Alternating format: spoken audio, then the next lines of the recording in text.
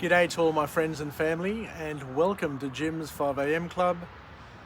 This is my 10th vlog for the day, so I've been setting a cracking pace. So thank you for those who have joined me. Thank you for those who have supported me along the way. And today's book summary is entitled Buyology. But it's not the biology that you think. It's Buyology. Buy, as in buying, biology, by Martin Lindstrom.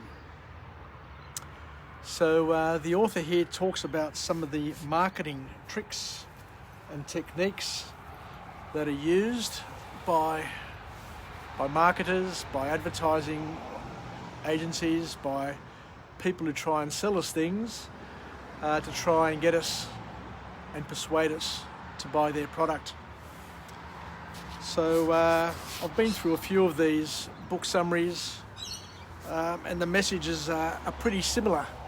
But once again, I learned something new with this one here, and what I want to do is share it with you so that we can partner in each other's growth and development and learn something new. So the author kicks off with a quote where he says that when we brand things, when we brand products and brand and label things, what happens in that process is that our brains perceive them as being more special and more valuable than what they actually are. So the mere fact that things are branded tends to make them special. And I guess during the 70s we went through that phase where brands became popular, like the Pierre Cardin brand on a white business shirt. All of a sudden people wanted to wear things with brands on them because not all white shirts are the same. A Pierre Cardin shirt was perceived to be a lot more expensive and a lot more valuable than just a normal shirt without a brand or a logo on it. And the author then reminds us, and I think we've heard this time and time again, that we don't buy things based on logic. We don't rationalize things that we buy, but most of the purchases that we make are simply based on emotion. So the marketers know this, and the advertisers know this, and a good salesperson knows this as well, that the trick is to get the customer emotionally engaged, and once you trigger their emotions, then the sale is almost complete. So the author then goes on to talk about a couple of things that, once again, I didn't know. I've learnt them new. I've learnt them for the first time. And he says that a lot of people, in fact, I guess all people, we're biologically we're highly motivated. From a biological perspective, we're highly motivated to do things that make us more likely to reproduce and I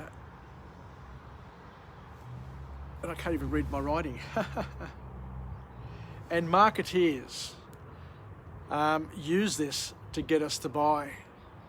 So what we're trying to say here is that biologically we're hardwired to do things to enhance our status and to enhance our appeal in the opposite sex's eyes, in order to become, I guess, more handsome, more sexy, more desirable, to help us reproduce.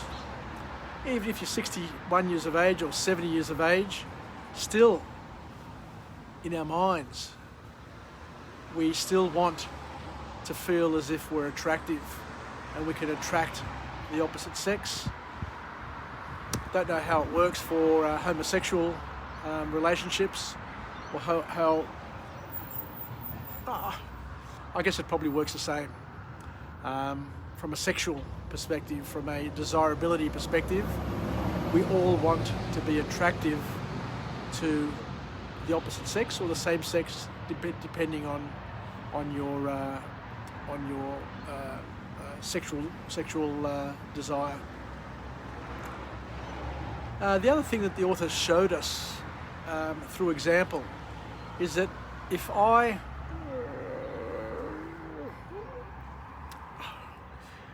yawn, but if I do a real yawn, not just a make-believe yawn, it's hard to resist a yawn when somebody else near you is having a good yawn. And you often ask yourself, like, how does that happen? How do other people all of a sudden want to yawn if I have a yawn? But the author then goes on to explain it in a scientific way. And what he says is that in our brains, we have neurons which are called mimic neurons, which make us want to mimic other people's actions. So when we see somebody sipping a Coke, for example, or drinking a beer, or wearing a Lacoste t-shirt, there's an internal desire from our brain structure perspective, according to the author, that says that they want to, or they have a feeling that they want to mimic what they're seeing, to copy. Because interestingly enough, the author also goes on to say that dopamine works in conjunction with our mirror neurons. So when we see something and we want to copy it, and when we're growing up, you hear it all the time. My wife uses this term all the time with the children and the grandchildren. Monkey see, monkey do. So, kids try and mimic their parents or mimic their friends. And it's just a natural thing that people just want to copy other people, I guess, to A, be socially accepted, B, to make the other people like them, and I guess it's fun as well to be in the same rhythm as the person around you.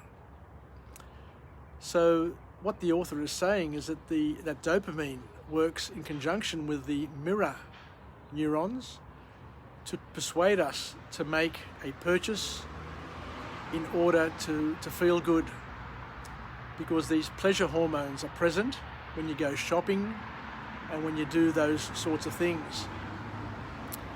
And the author then reaffirms what we just said before, that we tend to purchase things that help provide a status upgrade, to make us look or make others perceive us as being bigger, better, more desirable. And we do that in the hope that we can reproduce. And I guess, as we said before, in our previous lives when we were evolving as humans, we needed to be able to reproduce and to attract the right partners. And because of the survival of the fittest, from a Darwinian perspective, then people kind of suggest that the more status you held within a group, or the more perception of status that you were able to attract, then you were in a better position to be the mate or the preferred mate for the females, or obviously the females if you're a male, within the group. So the dopamine is an evolutionary response to help us do the things that are more likely to help us reproduce and have more offspring and ensure the survival of the species. So what we're saying here is that the dopamine, the pleasure hormone, is secreted into our bodies and it's done so in order to have a positive impact on our reproductive capabilities. These days, people buy Porsches or buy themselves yachts or fancy clothes, or you name it. Jewelry. They'll do whatever they need to do to talk themselves up so that they can attract the beautiful females into their company. So the last point that the author makes in this book is a message and a topic which I've always loved. And I remember when I was at school and learned about subliminal advertising, and what they're saying is in the 40s and 50s, when people used to go to the theatre, they used to put up ads or messages throughout the movie which couldn't be detected by your conscious eye, but could be detected and interpreted by your subconsciousness. And these messages, these subliminal messages, were able to work behind the scenes and get you to buy Coke or to buy cigarettes or alcohol. I don't know which products use the subliminal advertising, but they were very effective at getting people to buy things whilst not knowing that they were being influenced. This style of advertising and messaging was made illegal in the 50s, but it still occurs, because subliminal messaging happens everywhere. So if you're being influenced into making a decision or buying a product through association, through brand association, or getting a sexy woman to suggest that this is the car to buy, or this is the holiday destination to go to. If you're being influenced by anything without you noticing, that is indeed subliminal advertising and subliminal messaging.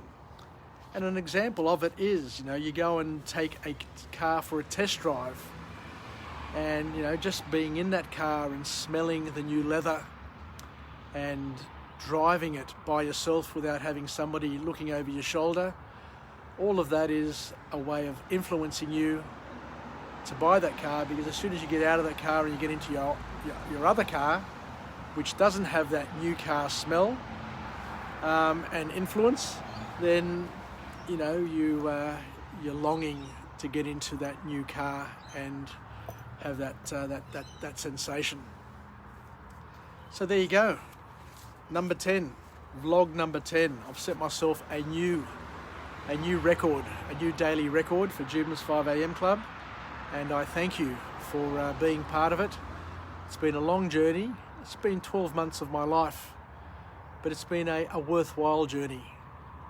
To be able to deliver 1,000 vlogs or thereabouts is a huge effort, because the 10 vlogs that I've done today are the equivalent of me delivering 10 university assignments to the word value of 1,500 to 2,000 words. And I do it off the cuff, without having to think about it, without having to research it. So as you can probably understand, if you do it 1,000 times, then sooner or later you're going to get better and better and better at it. And I remember when I first started Jim's 5am Club, I said that when I get to 1,000 vlogs, that's when I'll probably be in a position to know what I'm doing, and then I can do more vlogs after that and shape them better and be better at delivering the message and being the emissary. So let's finish off with a positive affirmation. I'm alive, I am well, I feel absolutely great. To my friends and family, stay connected, stay relevant, stay reasonable, and most importantly, let's continue to be partners in each other's development where we can be the wind beneath our wings, and we can go on a journey of discovery, where we can live, learn and pass it on, and incorporate these learnings into our daily rituals and include them into our inventory of tricks and life hacks that we can use to get through the challenging moments of our lives. Anyway, namita polilogao. Let me just finish off now and say thank you very much. Wishing you all the best, and I'll come to you again from a different location with a different message, a message of empowerment, where we can, as I say, be partners in each other's development. Yasas, take care, and bye for now. Cheers.